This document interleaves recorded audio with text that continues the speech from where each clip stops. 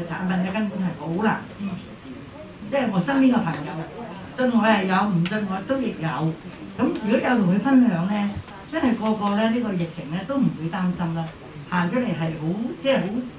大方，日日都可以出嚟買嘢，其實都唔使擔心。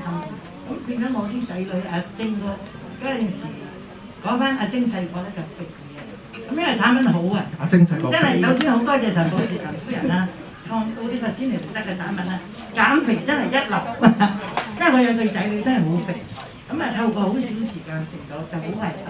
咁產品好，所以阿晶咧嗰陣時佢做緊個政府工，佢都唔做。佢話新威達產品好啊嘛，我要前即係要做新威達，就咁樣，所以阿晶就一路都有咁我哋都有個少少嘅生意，家族嘅生意為即係傳統生意啦。而家都仲有嘅，咁因為我先生就好老啲頭啊，成日都中意喺鋪頭做，咁啊即係我就冇話正式辭職啦，都屬於係兼職。咁但係兼職嚟講咧，只要你肯同人分享，其實星期雷產品真係好。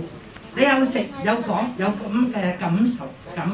即係你食產品咧出嚟唔同嘅同人哋行步路都好啲嘅，即係咁。後來阿晶又而家有發展啦，咁啊都算都肯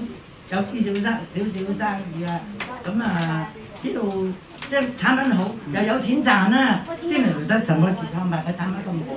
咁加上我個細女咧近排咧佢已經係移咗民，去到美國。佢都話：阿媽，新威達咁好，我都想要發展啊！我話點解你會中意啊？因為佢話阿媽嗰陣時細細個同我講，產品咧冇乜嘢代替得咁好㗎啦。一去到美國咧，佢首先就一路同嗰啲奶奶啊、老爺啊啲親戚講，咁佢都話：如果有產品做咧，我去到美國我都唔使擔心揾唔到錢啦咁樣。咁我哋即係其實個個都中意啦產品，